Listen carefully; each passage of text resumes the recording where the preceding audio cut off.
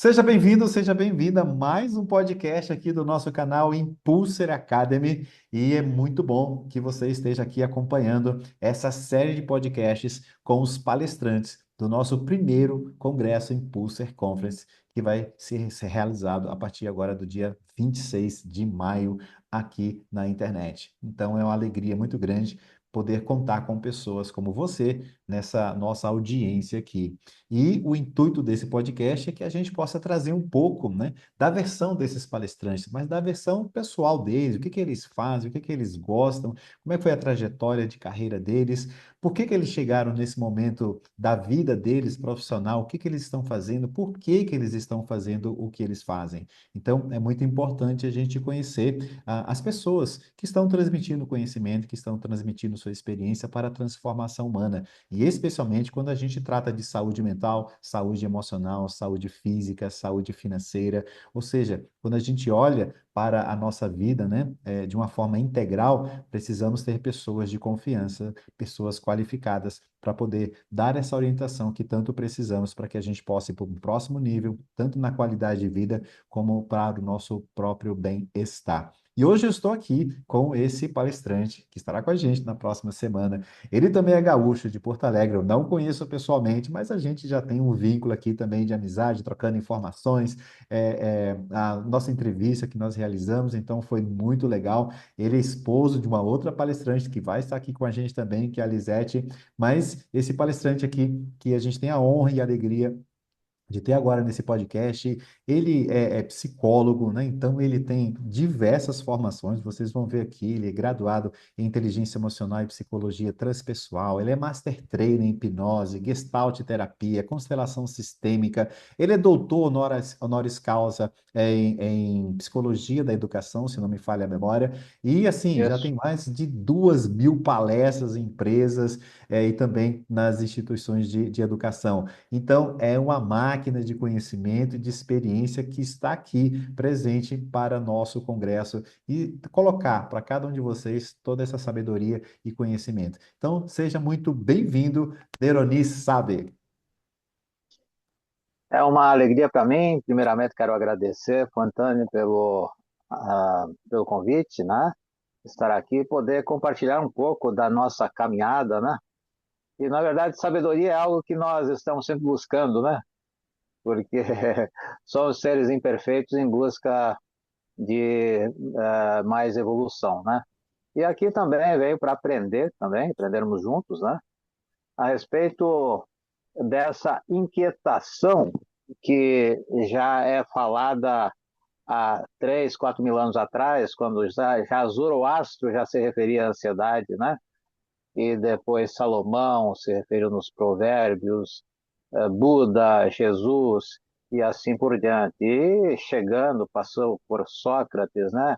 Depois, quando chegou os psicólogos modernos, Freud, Jung, Reich, né? Todos trazem, Bert Hellinger também trouxe o seu conhecimento a respeito de ansiedade, né? Porque é uma experiência comum e a maior dificuldade que existe de tratar uma pessoa é quando ela não a reconhece, não percebe a sua dificuldade, né? E isso a gente vê que é uma analogia com as redes sociais, né? A pessoa precisa antes ter consciência de algo para então buscar. E assim precisamos ter consciência das nossas dificuldades para transcendê-las, né? Para ir adiante, para então da ansiedade chegar então naquele equilíbrio emocional que nos permite uma condição assim de sermos mais produtivos, de encontrarmos mais significados na nossa vida. Legal. Deroni, e interessante nessa viagem que você, putz, eu dei uma viajada agora, você foi buscar lá no Zoroastro, né, esse aspecto da ansiedade, perpassando aqui por todos esses outros ícones da humanidade. E pelo currículo que você me apresentou, já desde, e está lá no site também, vocês que estão assistindo, vocês podem depois verificar no site do Deroni, vocês vão ver uma vasta formação, né, profunda, muito bem fundamentada. E aí, um dos objetivos do nosso podcast é saber essa trajetória, né, dos palestrantes. aonde começa tudo isso, onde começa essa busca. Se você foi lá em Zoroastro, né, buscar tudo isso, pergunto eu a você, todo esse seu processo formativo e continua, né, o aprendizado, como você falou, eu também eu sou um eterno aprendiz, mas onde ele vai ter origem, né? É na sua adolescência, essa inquietação por conhecer, Você também. sabe, você sabe que aos 14 anos eu sofria muito bullying, era extremamente tímido, né? E eu, quando chegava da escola, eu ia para o porão da nossa casa, né? Uma área um pouco mais baixa, assim. E lá eu tinha uma salinha que estava escrito na porta LAE, Laboratório Albert Einstein. Bom, Legal. ali eu tinha um laboratório bem completo, com destilador, com tubo de ensaio, com tudo que é elemento químico, ácidos, etc., e fazia minhas experiências, né? E aí eu estava por fazer 14 anos, tinha passado pelo escotismo também, né? E apesar assim de ser muito tímido, eu era metido. Me meti aos 12 anos num programa da Rádio Progresso lá, que era um programa para criança, sonho infantil, e consegui ficar uns 3 meses, mas eu gaguejava tanto que... Mas aí, com aquela dificuldade toda, o que eu fazia? Eu ia na missa e me colocava para ler as coisas na missa, ou seja, era tímido, mas metido, né? Aí, aos 14 anos, uma irmã minha me perguntou, eu sou 13º filho de uma família católica, né? Uau. E aos 4 anos eu dizia assim, eu quero ser padre, depois bispo, depois papa. No tempo do Papa Francisco, eu dizia às vezes, ainda bem que eu mudei de ideia, senão não teria um argentino lá. Tá certo. Bom, mas aos 14 anos, então, a minha irmã me pediu assim, o que você quer de aniversário? Eu, fascinado com as viagens à Lua, aquela coisa, eu quero um telescópio para ver as grandezas do universo. Ela revirou a cidade, dizendo que gastou o primeiro salário dela, e achou não um telescópio, mas um microscópio. Aí eu fui para a minha mesinha lá de experiências e fui olhar para dentro do microscópio e coloquei uns folículos de cebola ali e eu vi aquele movimento ali, né? E eu disse, mas que força é essa? Disse mentalmente, que força é essa que eu olho para o universo inteiro e está tudo encaixado no seu lugar, e olho para dentro de uma célula e vejo a mesma força. E eu ouvi uma voz que parecia a voz de Deus, diz, é a consciência, a voz que encheu tudo, assim. Disse, pá, mas então quer dizer que não importa onde eu esteja, em que tempo eu esteja, o que eu esteja fazendo, o que importa é a evolução da consciência. Ouvi de novo a voz. Então, a melhor coisa que eu posso fazer na vida é me dedicar para a evolução da consciência. A voz de novo. Eu disse, então encontrei a minha missão. E me vi assim, um tempo depois, na frente de um congresso, assim, enfim, no meio de milhares de pessoas. No ano seguinte, eu entrei na época para uma empresa, entrei para o Banco do Brasil, que está no meu nome, BB, né? Hein? Como menor estagiário. Aí, no mesmo ano, ganhei um curso de hipnose de uma semana, não parei mais. E aí entrei em jovens, comecei a fazer o papel com toda a minha timidez, o papel de Jesus por 3 anos, junto a 30 outros, ah, né? E naquele momento eu me dediquei a fundar na minha cidade a Ordem Rosa Cruz, que é uma entidade que tem 4.000 anos e tem todo mundo, e eu trouxe para a minha cidade. E aos 17 anos eu estava fundando essa organização, e né, aí com 30 e poucas pessoas, faziam parte, inclusive um dos gerentes do banco e tudo, né? E aí já estava assim no caminho da filosofia, da psicologia e tal. E aí logo comecei a fazer o curso de Direito por 2 anos, mas assim que abriu, digamos, houve alguns... abriu uma oportunidade na Unicinos, aqui em São Leopoldo, que eu morava em Ijuí, eu vim para estudar, então, enquanto trabalhava no banco, né, estudar psicologia. 6 meses antes de me formar, ou seja, um ano antes de me formar, eu comecei a fazer grupos e cursos e tal. e passei a ter um salário semelhante ao que eu ganhava no banco, né? Aí eu pedi demissão do Banco do Brasil na época. Claro que ali eu passei por burnout, depressão, porque não fazia mais sentido para mim, né? Passei muita ansiedade, déficit de atenção, tinha que fechar centenas de coisas e não dava conta. Então, tá, saí fora. Bom, e aí o que que acontece? Aí foi assim uma readaptação, mas em seguida comecei a fazer trabalhos de grupo, tipo esses leader training que se faz, né? E 2 anos depois eu fui fazer uma experiência de renascimento e a senhora me disse assim, olha, o que eu podia fazer por ti eu já fiz, tu tem que ir conhecer um mestre vivo. Aonde? Na Índia? Ah, é impossível. Mas à medida que eu fui fechando os olhos, eu comecei a me enxergar lá. Ah, mas como é que eu vou chegar lá? Todas as perguntas que eu fazia iam me responder, não, tu vai dar curso em tais e tais cidades. Ah, mas eu nunca dei curso nessas cidades. Ah, mas agora tu vai, assim, assim e tal. Aparecia alguém conversando comigo. 6 meses depois eu estava embarcando para a Índia, né? Só que aconteceu o seguinte, tinha 3 dias que eu não marcava, que eu passei a marcar cursos em cidades de segunda a quinta, uma cidade, de sexta a domingo na outra. E tinha lá 14 de setembro, eu tinha alguma intuição para não marcar. Naquele dia o pai foi para o hospital, 2 dias depois ele partiu, teve a cerimônia fúnebre, e isso na quinta, e na sexta eu já estava dando um curso em Passo Fundo para 40 pessoas, foi um curso alto astral e tudo. No final eu pedi para dar as mãos, assim, olha, eu quero compartilhar que eu perdi o meu pai. A quinta todo mundo ficou chocado, né?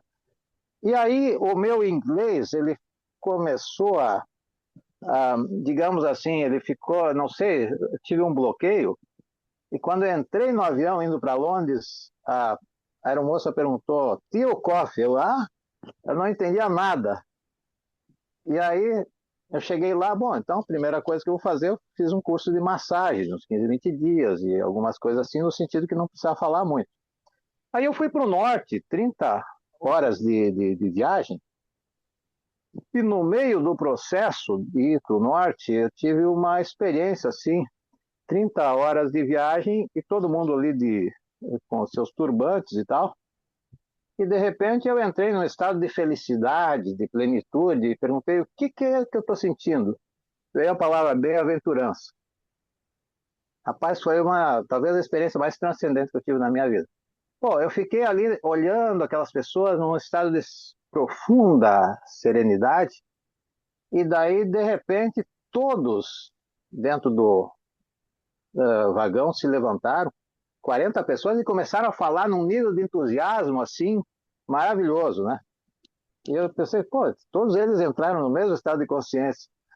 Aí depois de 3, 4 minutos conversando, todos sentaram e ficou total silêncio.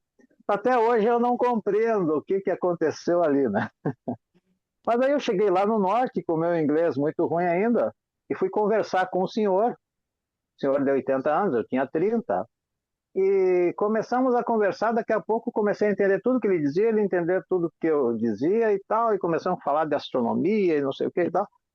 Aí eu perguntei, quem é o senhor? Aí diz, olha, eu fui colega do Einstein, e eu trabalhei, eu fiz os primeiros robôs na Itália e tal. Bom, aí mesmo que eu entrei no êxtase, né? Tu acredita que as minhas crenças limitantes sobre o inglês desapareceram? A partir dali, o meu inglês foi uma experiência, assim, impressionante. Bom, Legal. mas aí, na volta, fiz todo tipo de formação em PNL de 17 dias, refiz, fui à Califórnia, fazer o treinador, né? Aí depois, basicamente todo, aí eu comecei a dar formação em PNL em 90, né? E de lá para cá venho desenvolvendo isso, mas outros cursos de hipnose, então fiz quase 20 formações, cursos de hipnose. Aí fiz 3, eu coordenei em 86, o ano que eu saí, na época do Banco do Brasil, os simpósios a respeito de consciência cósmica. onde eu apresentei praticamente tudo que o Pierre Weil tinha escrito a respeito, né, dos estados ampliados de consciência e tal. Bom, aí depois eu fiz 3 anos de abordagem holística de base na Unipaz, que foram 30 workshops, né, fim de semana, onde se estudou toda, vamos dizer assim, as raízes da sabedoria universal, assim, né? E a consciência. Aí depois fiz uma outra pós-graduação em psicologia transpessoal, acabei não entregando os trabalhos, refiz ela mais 3 anos, e assim tantas outras formações de constelação e outras coisas. Mas, basicamente, eu fui fazendo à medida que ia sentindo e tal. Então, eu vejo que hoje é um pouco difícil me definir, porque aí diversas formações em coach também, mentoria, etc. Então, significa, a gente está sempre buscando, e a sensação é que eu não sei quase nada.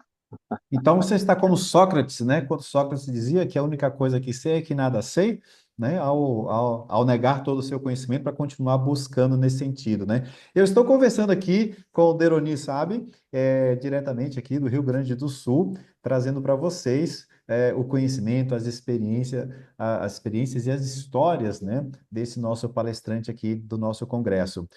Se você está gostando aqui desse podcast, dá o seu like aqui embaixo, deixa um comentário para o Deroni, para a nossa equipe também. E abaixo desse vídeo você também vai encontrar um link para que você possa adquirir o seu ingresso VIP para poder participar do nosso congresso e assistir não somente a palestra aqui do Deroni, mas também dos nossos outros palestrantes, quase 40 palestrantes, entregando para você informação, conhecimento, experiências e tudo aquilo que você precisa ali na prática para você poder dar um upgrade na sua vida, na sua qualidade de vida, no seu bem-estar, especialmente com a saúde mental, física, emocional e financeira também. E Deroni, com esse conhecimento que você foi adquirindo ao longo do tempo, né, com toda essa sua experiência, e diante dessa necessidade que nós temos na nossa sociedade hoje, a gente vai encontrando, você falou que sofreu de burnout também, e pessoas ainda sofrem muito disso. Nós temos uma nova lei que as empresas precisam agora atender e olhar com muito cuidado a saúde mental dos seus colaboradores. Pensando em tudo isso, né, nos desafios de hoje, na tua experiência e conhecimento, qual é o tema da sua palestra que você está trazendo aqui para o Congresso, né? E qual é a intenção que você tem, qual é a mensagem que você está trazendo para as pessoas? Bem, no período da pandemia, né, deu uma travada, assim, em várias coisas que nós trabalhávamos presencialmente, né? E ali eu desenvolvi, enquanto começava a dominar algumas coisas da tecnologia, eu desenvolvi um programa de 30 vídeos, vencendo a ansiedade e fortalecendo o equilíbrio emocional. Então, eu estudei a ansiedade sob todos os pontos de vista possíveis, o que tem como alternativas, apresentei alternativas com 10 técnicas ali, inclusive, qual é os chás melhores, qual é a fitoterapia melhor, os pontos de Doin, shiatsu e por aí vai, e relaxamento e meditação e tudo mais. Então é um tema assim bastante natural para mim abordar, né? E vamos falar então em gerenciando a ansiedade e cultivando o equilíbrio interior. Se prestar bem atenção nesse título, né, a ansiedade ela não pode ser dominada, ela precisa ser gerenciada. Porque na medida que a gente reprime a ansiedade, que se faz muito com os remédios, né, você reprime o que há, digamos, de problemático, mas reprime também toda uma vitalidade, um impulso e uma criatividade da pessoa. Então a pessoa fica numa camisa de força química, né? Então há momentos que os remédios são necessários, mas quando há um abuso, a pessoa vai ter uma série de efeitos colaterais, vai ter a necessidade de cada vez mais remédios fazendo menos efeito e por aí vai. Então é importante, nós vamos falar na palestra também de várias coisas que nós temos que observar no gerenciamento da ansiedade, né? Porque esse gerenciamento passa por gerenciar os nossos pensamentos, né? Como o Zoroastro já falava, que a inquietação, lá 3 mil anos atrás, para vencer a inquietação é preciso escolher bons pensamentos, boas palavras e boas ações. Né? Veja um conceito tão antigo. Mas eu acho que naquela época eles tinham mais tempo para olhar as estrelas e refletir, tinha redes sociais, Com e certeza. chegava a conclusões, às vezes, mais precisas. E aí cultivando o equilíbrio interior, né? Porque quando eu falo em cultivando o equilíbrio interior, eu me lembro do Ari, que o Ari dizia assim, o Ari dizia que não é o que você faz que muda a sua vida, é o que você faz repetidamente e transforma em hábito. Deve conhecer o Ari, né? O Aristóteles, né? Sim. Eu tenho uns amiguinhos assim, É, de vários tempos. Mas então o que acontece? Esse cultivo do equilíbrio interior, ele vem exatamente, está tudo ligado, né? Nós precisamos refletir, precisamos observar a nós mesmos através, então, de uma série de técnicas de meditação, que hoje tem um nome moderno, mindfulness, né? sim. Mas, na verdade, isso vem de muito longe, lá do yoga, Buda, né? Que fazia essa auto-observação, né? E muito interessante, né? E eu, inclusive, quando estive na Índia, que eu fiquei 6 meses lá, né? O, eu até tive na casa do Gandhi, e o Gandhi dizia assim: se toda a literatura do Ocidente se perder, mas o Sermão da Montanha não se perder, nada terá se perdido. Então ele colocava assim como, né, Buda só não trouxe 1 bilhão de cristãos a mais, Buda não, Gandhi, porque ele na África ele foi perseguido por questões de racismo, né? Entendeu? Aí ele ganhou um distanciamento, mas ele tinha assim uma admiração muito grande pelos ensinos de Jesus. E a gente vê que na palestra eu vou trazer então algumas palavras onde Jesus fala direta e indiretamente da questão da ansiedade, né? E convidando a pessoa a viver o presente, não se preocupar excessivamente com o que vem lá para frente, por aí vai, né? Legal. Você Então, disse agora, você trouxe agora há pouco essa questão do Zoroastro, né? Quando você disse que lá não tinha tantas distrações como nós temos hoje, né? Como rede social e tudo mais, televisão e tudo. E são distrações mesmo. E essas distrações eu percebo que realmente elas estão cada vez mais afastando as pessoas da sua essência, né? Desse ponto de equilíbrio delas, onde realmente se encontra ali o saber, né? Aquela questão do é, autoconhecimento, do autocontrole está nesse ponto de equilíbrio. Mas essas distrações, como redes sociais, e principalmente hoje, mas tem várias outras, como é que você orientaria as pessoas com relação a essas distrações? Que prática, de repente, que exercício, que comando, que hábito poderia ser orientado aqui para essas pessoas, dando já uma palhinha aqui para elas, quem está assistindo a gente antes da sua palestra, que hábito ela poderia desenvolver para poder eliminar ou diminuir essas distrações na sua vida? precisa ter em mente uma coisa, que a diferença entre o veneno e o remédio é a dose, né? Então, o conhecimento é muito bom, mas quando há um excesso de informação, e hoje fica difícil saber o que é informação e o que é desinformação, e também existe assim uma série de técnicas de persuasão e tudo que a gente nem percebe, né? Então, a gente pode, digamos assim, ao receber muita coisa pronta, o nosso próprio raciocínio ele começa a funcionar menos, a nossa intuição também, a gente acaba se envolvendo. Por isso a palavra desenvolvendo, né? Precisamos nos desenvolver e fazer uma espécie de higiene mental e observar, assim, e algumas perguntas talvez que nós possamos fazer, tipo assim, buscar uma espécie de simplicidade. Bom, isso que eu estou me dedicando agora é realmente necessário, né? Isso realmente importa, né? Então, essas perguntas são importantes. Sócrates fazia muitas perguntas assim, né? O que realmente importa? O que realmente é importante? Porque a questão também hoje da procrastinação, que é quase uma doença universal, praticamente, dá para dizer, de certa forma, quase todo mundo passa por isso, né? O que ocorre? é que, no fim das contas, fica difícil você administrar e saber o que é importante e dar conta das coisas, as coisas vão acontecendo, e quando você vê, a tua produtividade ela começa a se perder.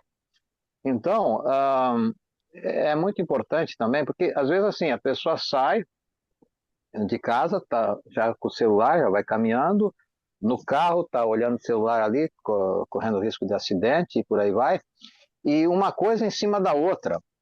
E eu tenho uma percepção que, por exemplo, às vezes a pessoa está com um olhar no computador, o outro no celular, e ele não tem aquele espaço vazio, que é aquele espaço vazio na mente, que é onde ocorrem mais as intuições, onde ocorrem os grandes insights, né? E então o excesso de nós estarmos tão ocupados, ele pode nos tirar essas reflexões, onde nós temos uma visão de conjunto, porque eu vejo que a intuição não é uma coisa assim, tipo, tem gente que acha que a intuição é tipo um achismo. Ah, me veio na cabeça, não. A intuição ela vem como uma construção onde combina emoção, razão, percepção, autopercepção, né? Porque as pessoas falam nos cinco sentidos, né? E eu, com a PNL, vejo que eu tenho o visual externo, mas fecho os olhos e visualizo algo, eu tenho o visual interno. Eu tenho o auditivo, né? Eu estou escutando o que você está me dizendo, mas aí eu fecho os olhos e me lembro de algo que alguém me disse. Então, só aí eu já tenho 10 sentidos, né? E aí um dia eu ganhei um livro, né, de uma filosofia oriental que fala no sentido que nós temos de se nós estamos bem ou não, é um outro sentido. O sentido que nós temos da percepção de um grupo, por exemplo, né? Tu sente o clima, né? E assim a gente vai percebendo que nós temos outros sentidos que a gente não se dá conta, né? E tem coisas assim, comigo acontece coisas interessantes, assim, por exemplo, um dia eu estava, muitos anos atrás, eu estava cheio de afta, né? E aí eu ouvi uma voz assim, olha, vai lá e come um melão. Eu comi o melão, desapareceu a afta assim imediatamente. E por muito tempo eu não tive mais afta. Aí um outro dia eu estava com a gengiva muito inflamada e dolorida e tal. Zé, por que não faz um gargarejo com aquele sal que tu trouxe do Machu Picchu? Eu fui lá, fiz o gargarejo, desapareceu e não me lembro mais de ter tido. Então, o que acontece? Nós temos uma voz interior, uma orientação interior. A tal da voz é a consciência, né, que definiu o meu propósito de vida. Hoje eu estou já 52 anos depois, seguindo na mesma direção, né? Então, o que acontece?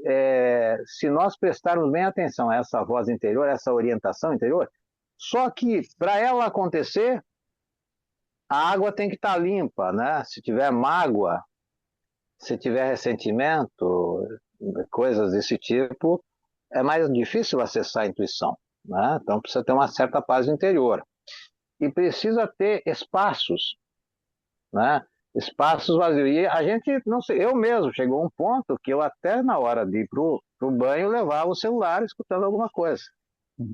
E aí comecei a me dar conta, pô, mas, né? A gente precisa estar atento, porque senão esse excesso, em vez de ser algo que enriquece, ele pode, digamos assim, nos levar a um empobrecimento. Legal. Eu estou conversando aqui com o Deroni, sabe? Estamos chegando já ao final do nosso podcast. Passa muito rápido. A gente poderia ficar muito tempo aqui conversando com ele para que a gente possa assimilar essa fonte de conhecimento e de experiências do Deroni aqui. Deroni, uma última questão que eu trago aqui para todos os palestrantes, e essa pergunta é igual a todos, para que a gente possa finalizar aqui o nosso momento, né? O que que move o Deroni a fazer todos os dias o que ele faz? Uma boa pergunta. Antes eu vou te dizer, o pessoal às vezes esquece meu nome, né? Então, para não esquecer, é só lembrar de uma brincadeira que alguns amigos falam, né? Diz assim, Freud explica, Deroni sabe. É uma Pronto. brincadeira, né? Mas, assim, o que que move, eu digo assim que é uma, uma percepção, né, de que nós somos infinitos. Tem uma frase que eu gosto muito que diz assim: não somos seres humanos vivendo uma experiência espiritual, somos seres espirituais vivendo uma experiência humana, né? Então, é essa percepção dessa infinitude e perceber que todas as manhãs, eu tinha te falado, né, que eu havia preparado uma palestra há 4, 5 dias, e cada dia eu acordo com novos insights, novas percepções, né? E essa energia, essa força que nós traduzimos através da nossa mente, é algo assim que me motiva e a vontade de levar a outras pessoas essa percepção de que nós temos essa fonte interior, essa conexão com o todo, né? Hermes Trismegisto já dizia lá no Egito, né, na antiguidade, o que está em cima é como está embaixo, o que está dentro é como está fora, né? E quando Jesus diz no Pai Nosso, assim na terra como no céu, significa o plano material e o plano espiritual. Então está tudo conectado. E a gente, eu às vezes brinco e digo que a gente é inducado, né? Porque não é educado, a gente é induzido a acreditar só no plano material, no materialismo, né? Porque o materialismo, a pessoa só acredita no que ela vê, né? Mas o Weiner Dier, que é um psicólogo norte-americano, ele escreveu um livro diferente, dizendo assim, em vez de ver para crer, é crer para ver, né? Então, essa força que nós temos e que através de da reestruturação das nossas crenças, descobrir as crenças que nos limitam. O problema das crenças, num curso que eu fiz lá nos Estados Unidos, em Orlando, de 30 dias, né, a respeito de crenças, limite das crenças, eles diziam que as crenças são transparentes, né? Você usa óculos. Então a gente, quando coloca um óculos, às vezes se surpreende que de repente vê uma clareza que nem sabia que tinha, né? Estava acostumado a ver assim as coisas um pouquinho borradas. Aí você põe o óculos e você tem uma nova percepção, né? Então, o autoconhecimento é assim, a gente vai se ampliando. Eu até tenho uma metáfora que eu costumo trazer, né, nos cursos de formação de PNL, coach e renascimento, né? Eu digo assim, que a primeira vez, como Gandhi, ele dizia assim, o homem não vai 2 vezes ao mesmo rio, porque a segunda vez, o rio já não é o mesmo, a água já não é a mesma, e o homem também já não é o mesmo. Então, a primeira vez que você toma contato com algo, é como uma fotografia preto e branco, talvez um pouquinho borrada, não muito nítida. Depois ela vai ficando mais nítida. Depois, à medida que você vai cultivando, então, esse equilíbrio emocional, né? Porque a palavra cultivando, cultivando uma expansão de consciência também, né? Você vai cultivando aquela foto, ela começa a ficar colorida. Você imagina hoje que com a inteligência artificial você consegue colorir uma foto. Aí você consegue dar movimento. Aí chega no ponto da fotografia holográfica, onde você está dentro e você se percebe como parte de toda aquela dimensão, né? Então, a consciência, a, quem está na ilusão não percebe, né, a consciência, mas quem está mais consciente percebe aonde quem está iludido está, né? Então já são ditos assim dos mestres, né?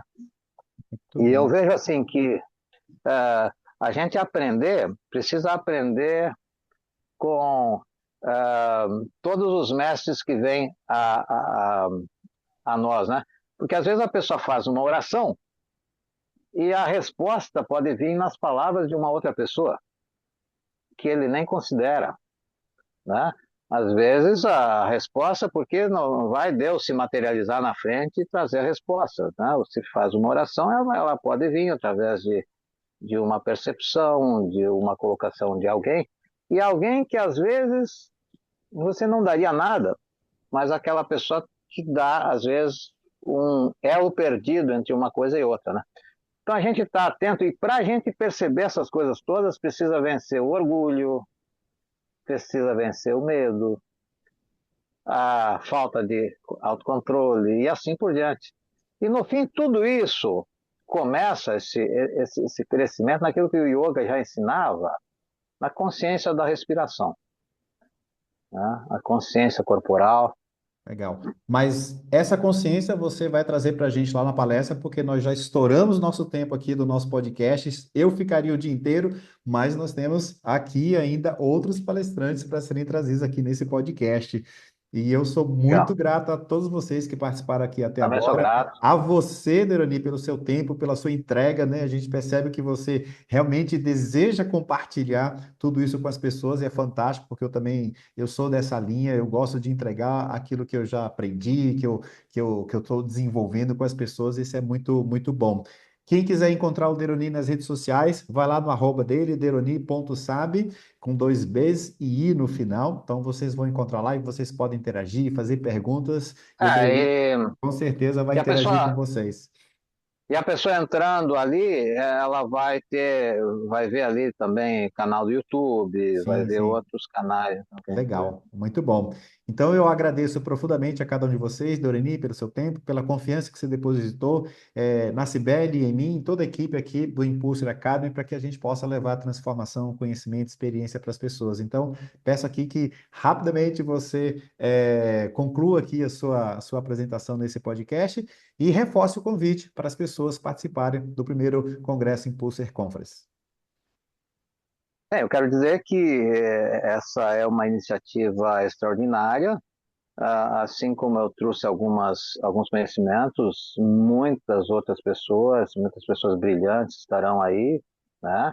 E teremos também algumas mesas redondas que eu me disponho a participar também, e vai ser uma alegria. E agora, com essa nova lei, teria uma mensagem final no sentido de que muitas vezes a pessoa olha assim, o empresário olha como se fosse algo para beneficiar o funcionário, só para ter uma burocracia, mas na verdade é uma lei que ajuda e protege a todos, no sentido de que vai ter um controle sobre situações que estavam fora de controle, né?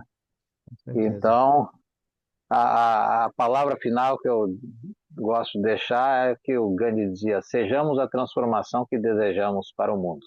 E nos vemos na sequência. Muito bem, fechando aqui com chave de ouro, com essa expressão do Gandhi, e o Deroni trouxe aqui para a gente, para que a gente pudesse aqui concluir aqui muito bem esse nosso podcast aqui. Um beijo no coração de cada um de vocês, fiquem bem, fiquem em paz e fiquem aí com a transformação do mundo que você precisa e também todos buscam. Um abraço, até a próxima e tchau, tchau. Um abraço. O que faz uma marca ir além do comum? Para nós, é quando ela nasce com propósito. A Impulser Academy existe porque as exigências do mundo moderno, tudo em tempo real, reflete diretamente no ambiente de trabalho. E tudo se tornou imediatista, mudando o comportamento humano. E as empresas precisam mudar junto, com mais empatia, com mais consciência e mais saúde emocional nas relações. Nós somos um ecossistema de soluções para ajudar empresas e pessoas a encontrarem esse equilíbrio. Não é só sobre entregar metas, é sobre criar ambientes onde as pessoas se sintam seguras, vistas e capazes de dar o seu melhor. Acreditamos que a saúde mental, inteligência emocional e bem-estar financeiro são peças fundamentais de qualquer estratégia de crescimento. É por isso que atuamos em 3 frentes: formação, diagnóstico e acompanhamento. Tudo com personalização, dados, especialistas e muito cuidado com o ser humano.